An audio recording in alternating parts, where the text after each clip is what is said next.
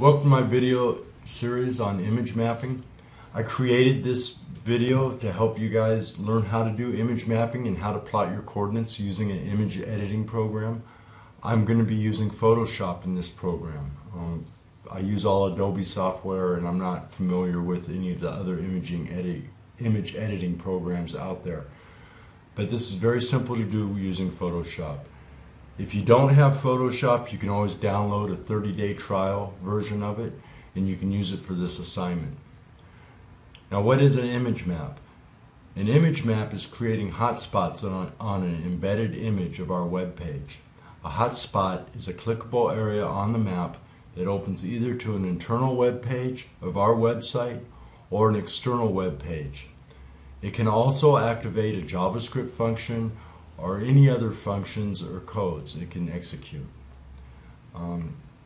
So the first thing we want to do on the image map is let me show you the code I have for my HTML page that you're viewing right now.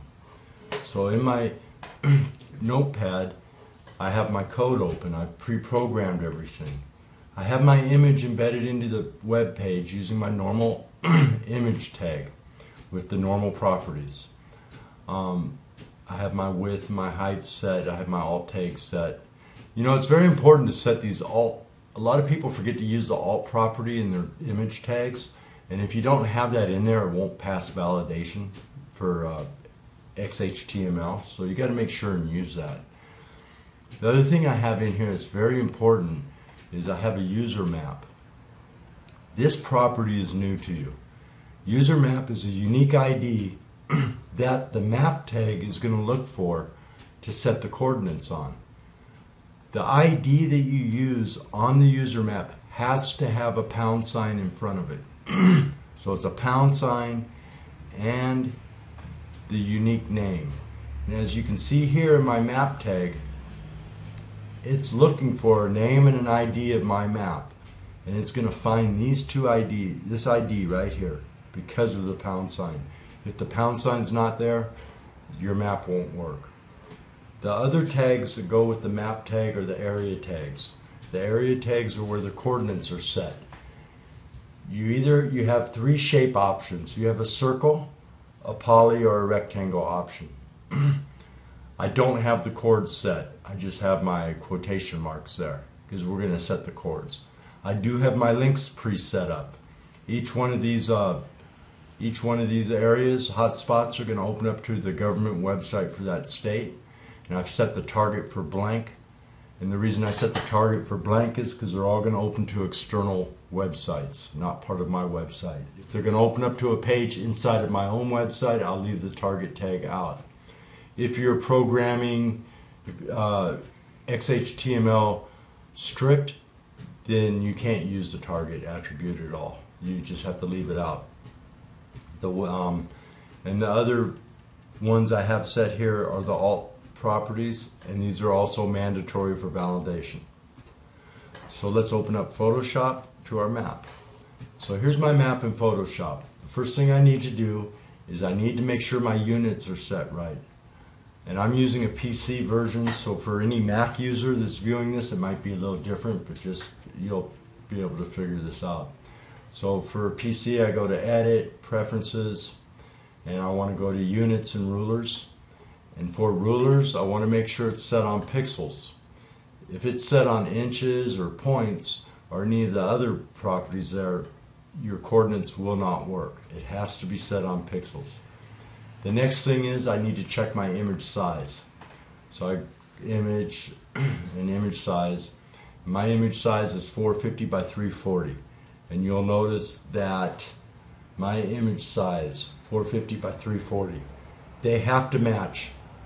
Do not resize your image using your HTML code.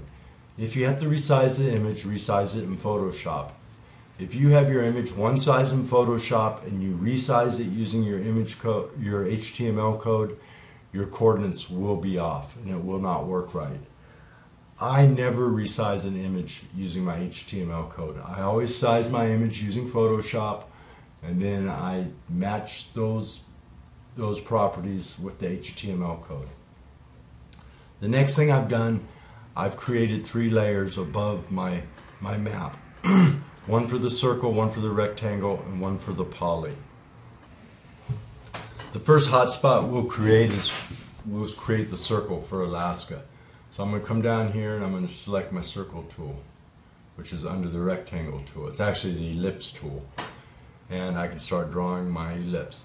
As you can see, my ellipse is elliptical. It's not a circle. So if I hold my shift key down, it turns it into a circle. And if it's not quite positioned right, I can hold my shift key, my space bar down, and I can move it to where I need it. So I can go ahead and move it right about there. I also have my opacity turned down to like 40% so I can see through it. Now what I need to find on here is I need the center point and I need to find the radius. These don't have to be exact.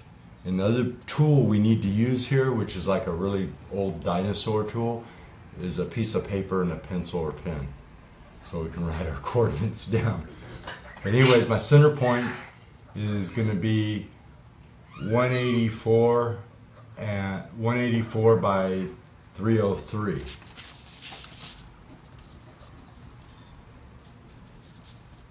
Now if you have decimal points in there, you can't use decimals on your image map. And the reason I have decimals up here in my coordinates is because I have it zoomed in pretty far. So you can just round it out. This isn't exact science. So the radius is from the center point to the edge. It's the diameter's the full length of the circle, and the radius is half. And we need the radius. So to get the radius, the best way to get it is I'll go under my eyedropper tool and I'll select my ruler tool, and I'll go from a point here and stretch up. I'll hold my shift key down so it's a straight line, and my radius is like 23. So that'll be my radius. I can go ahead and put those numbers into my HTML code and I'll have my circle hotspot.